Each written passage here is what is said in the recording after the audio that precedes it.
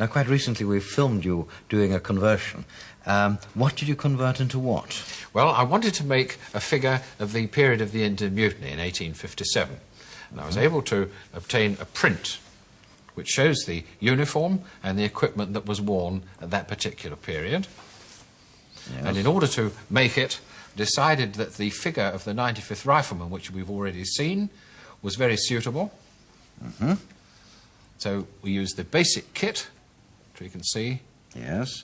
Plus some items from the scrap box.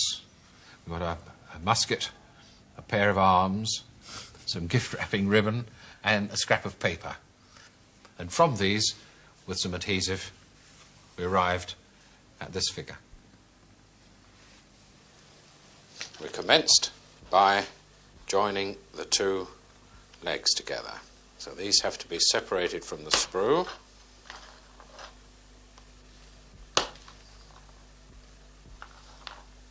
Trim off the flash.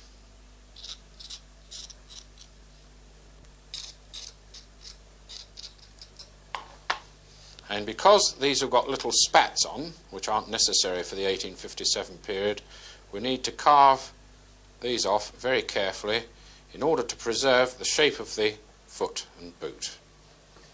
So off come the little spats. Right, now we can trim off the decoration from the front and rear of the torso. The reason for this is that the Rifleman has got a very elaborate set of buttons and skirt detail, whereas in the Indian Mutiny figure the man is wearing a very plain tunic. So all these buttons must come off the front. And again, we use a sharp blade to trim those off, and you can notice here that I'm using the side of the blade to scrape the surface smooth after the buttons have been cut off. On the rear of the figure we take off the piping and buttons and the skirt turnbacks. And there we have the body with the detail removed from either side and from the skirt. We need to reduce the protrusion of the coatee skirts at the side, ready to receive the skirts of the tunic. And for that I'm going to use some plastic sheeting, which I've already marked out, and we're going to cut the plastic sheet. And now we've got two pieces which are going to act as the skirts of the tunic, and these we're going to stick onto the figure, being very sparing with the cement because the plastic sheet is so thin that too much of the adhesive, which is a solvent, will disintegrate it entirely. So just coat the figure itself and stick on the little piece of plastic sheeting. And you can see it's moulded itself nicely to the figure, just as if it's an extension of the actual cast piece of plastic. And now the skirts have set nice and firmly, we can just trim them up, smooth them down a little with the emery board, blend them into the actual solid skirts of the coatee. That makes a nice full skirted tunic. Now this isn't quite the shape that we need, so we build up the rest of the shape with some of our plastic putty. Pick it up on the scalpel blade and just blend it. The plastic putty is still just sufficiently flexible for it to be able to be worked, and we can, with the point of a cocktail stick, just work the folds in to represent the canvas cover, to make a nice smooth surface to accept the paint.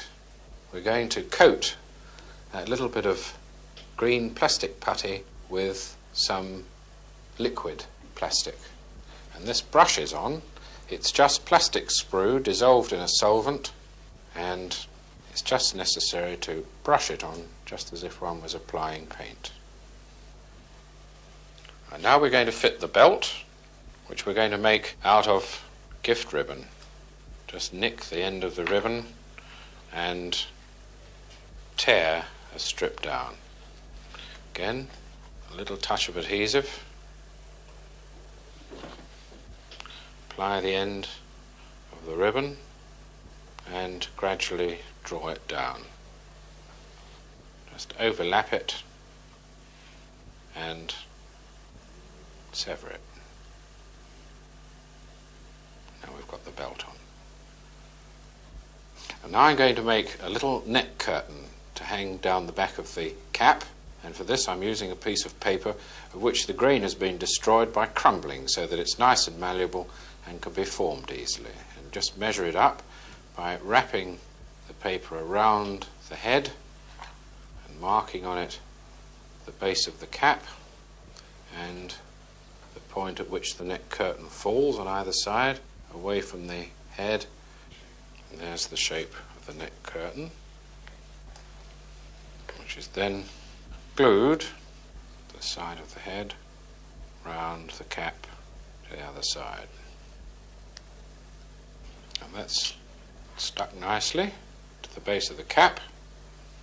As you can see, a nicely draped neck curtain. We just push it back slightly, fold the wings back,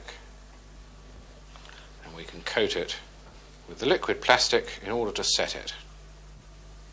We just let that dry and it's set in position.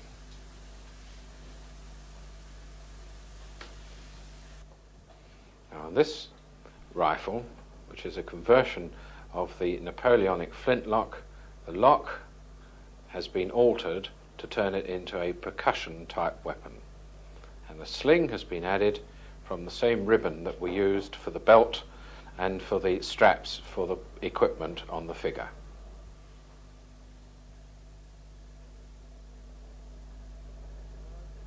And here we can see the rifle being fitted into place, the soldier's hand, and the figure's now ready to be painted.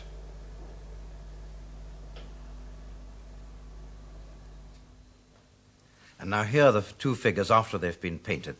The one on the right, the Rifleman from the 95th, and the one on the left is the Corporal from the Indian Mutiny.